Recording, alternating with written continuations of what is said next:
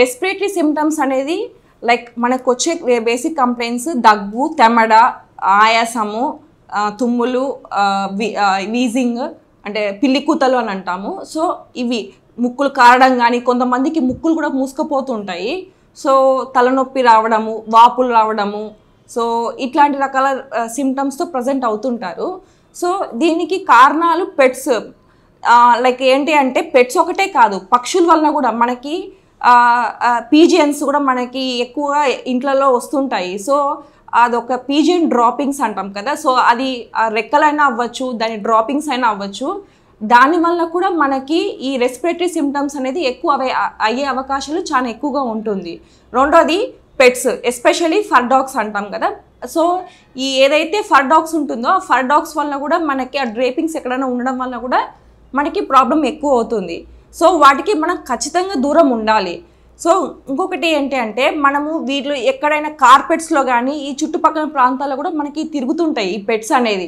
So మనము ఆ బెడ్షీట్ల మీద కానీ లేకపోతే సోఫాల మీద కానీ, సో వీటిని ఏమంటుందంటే మనము వాటిని చాలా హెల్తీగా పెట్టుకోవాలి. సో అట్లీస్ట్ మనకి వీక్లీ ఒకసారి మనం బెడ్షీట్స్ అనేది కానీ లేకపోతే ఏదైనా మనకి లైక్ సోఫాస్ కానీ లైక్ మనం వాటిని ప్రాపర్గా క్లీన్ చేసుకొని హైజీనిక్గా మెయింటైన్ చేస్తేనే సిమ్టమ్స్ కంట్రోల్ అవుతుంది.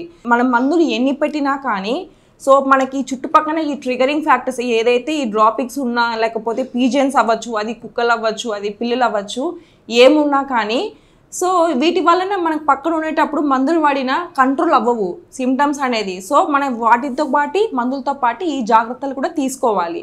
సో ఇంకొకటి ఏంటంటే మనము బెడ్షీట్లు కూడా చాలామంది వాష్ చేసుకోకపోవడము అండ్ మన కార్పెట్స్ కూడా మనం చాలా రోజులు క్లీన్ చేయకపోవడము, ఇట్లాంటి కారణాలు కూడా చాలామంది వింటుంటాము. సో ఏంటి అంటే అది వీక్లీ వన్స్ ఆర్ ట్వైస్ ఖచ్చితంగా మనం వేడిలో పెట్టి వాష్ చేయాల్సిందే. సో మనకి కంటికి కనిపించేటివి ఇవి, కంటికి కనపడిన క్రీములు కూడా ఉంటాయి, మైక్రో ఆర్గానిజమ్స్. అది ఏంటి అంటే డస్ట్ మైట్స్ అంటాము. సో అవి మనకి కంటికి కనపడవు. అట్లాంటి వాటికి మనం ఏం చేయాలి అంటే మనము ఖచ్చితంగా వారానికి 1-2 సార్లు వాష్ చేయడం జరగాలి. అట్ ద సేమ్ టైం మనకి ఇంట్లలో మోల్స్ అంటాము, సో నల్లగా ఎక్కడైనా మరకల్లాగా గోడల మీద ఉండడం కానీ ఇట్లాంటి వల్ల కూడా మనకి ఆ ఇన్ఫెక్షన్స్ అనేది కామన్గా వస్తుంటాయి. సో మనం ఇల్లును కూడా ఎంత జాగ్రత్తగా చూసుకోవాలి అంటే అట్లాంటి ప్రదేశం ఉండేటప్పుడు డెఫినెట్గా మనకి ప్రాబ్లం అనిపించినప్పుడు ఆ ఇల్లుని మనం ఖచ్చితంగా వెకేట్ చేయాల్సిందే. అండ్ మూడోది ఇది దీనివల్లనే కాదు, సో ఇంకొకటి ఏంటంటే మనం డస్ట్, దుమ్ము, ధూళి ఇవన్నీ కూడా మనం ఎవ్రీడే మనం క్లీన్ చేసుకోండి ఉండాలి. లేదు మనం వారానికి ఒకసారి క్లీన్ చేసుకుంటుంటే దానివల్ల పెద్ద ఉపయోగం ఏం లేదు.